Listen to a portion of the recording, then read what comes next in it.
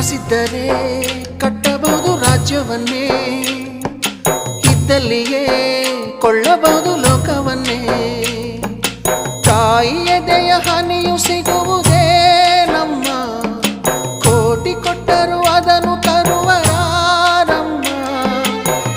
ಅವಳ ಮಡಿಲ ಸುಖ ದೊರೆತರೆ ಕೊನೆ ತನಕ, ಎಂಥ ಭಾಗ್ಯ ಕಂದ ಈ ನಿನ್ನ ಬಾಳಿಗೆ.